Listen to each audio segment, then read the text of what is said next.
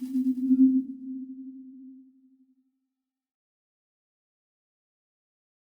trip through Vineland with Buddy Bardfeld. Let's go! Let me introduce Toddles. Toddles and I are going to jaunt through Vineland on the little hometown Vineland news picture. Come on, Toddles. Let's go for a walk now, or we'll take an automobile ride instead. The residence of Frank Kotak, our neighbor. Mrs. Edna Halpern and a girlfriend. And the residence of your editor, Leon M. Bardfeld, and Leonore. Edna Halpern doesn't mind walking over everybody's lawn, but it's winter anyway, so it doesn't make any difference. A baby coach decorates the Bardfeld home, and little Buddy is in it. Buddy and Toddles are apparently pals. Frank Kotak is apparently worried about that fact. Traveling down Southeast Avenue, we first find the Pilgrim Congregational Church, and then the residence of Jacob Rubinoff. This time we find Aunt Lina, but she doesn't put her finger up to her nose. Harry Matlin is there also. East Avenue is one of the fine residential streets of Vineland. The Dr. Dare residence is also a beautiful home on East Avenue. The kiddies certainly enjoy the day out here. And another view of the Bardfeld residence. Immediately adjoining is the residence of Joseph Rosen. Come on, kids, how about giving a fellow a ride? And here's the residence of M.J. Greenblood, Esquire. Here's Mr. and Mrs. Greenblood. And the Frank Menny's residence. And as I live, there's the Bardfeld homestead. The Colonel Kimball residence represents a beautiful home in Vineland at East Landis Avenue, the First Presbyterian Church at Vineland. The Methodist Church is an architectural gem. And here's the Trinity Episcopal Church, one of Vineland's older churches. The Baptist Church is another one of the older churches. And here's Beth Israel Congregation, the conservative Jewish element of Vineland's synagogue. Although Vineland was founded in 1862, it stores some of its treasures in the Historical Society building at South 7th Street. This building was made possible through Charles K. Landis. Vineland takes great pride in its beautiful $500,000 high school. English and Gothic in structure. A beautiful edifice indeed. Through these portals of learning, 100 students pass daily. Maine to buy a duck?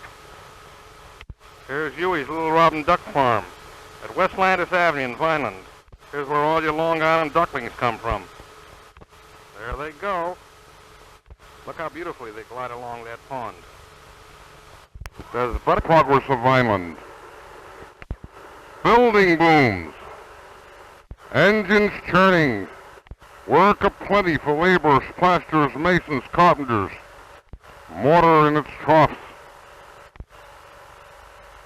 A large addition to the Atlantic Coast Cold Storage Plant at Vineland. Trains puffing away building materials, bringing them into the community. Aloft the steel workers and the masons. Vineland marches on, building similar to pre-war days. Perilous positions, all for progress. In 7 short weeks, Warner Brothers reconstruct and erect a $250,000 new theater, the Grand. Men work 24 hours a day, steadily, in order that this theater may be erected in time. A city-type palace of amusement in a small community. Enterprising local businessmen erect the Landis Theater, another $250,000 palace of amusement at Easton Landis. The Land opens one day after the Grand Theater. 6 hours before opening, men still rush, completing construction of the theater. The humdrum and bustle of a small community. Broadway, with its bright lights, has nothing on this small theater. Small, yet it has a capacity of 1,250 seats, modernistically furnished. Vineland marches on. Federal aid makes possible a $750,000 improvement to the Vineland powerhouse. Citizens of this community take pride in its municipal-owned electric plant.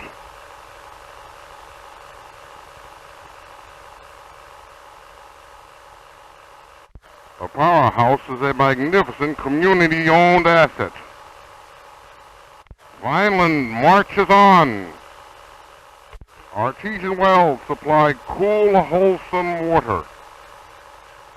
'Tis 1937, the year of progress for this community. The new Vineland Egg Auction Building is dedicated on the same day as the Landis Theater, March the 12th, 1937. Taunton High School Band forms the Guard of Honor for the Chief Executive of the State of New Jersey at these dedication ceremonies.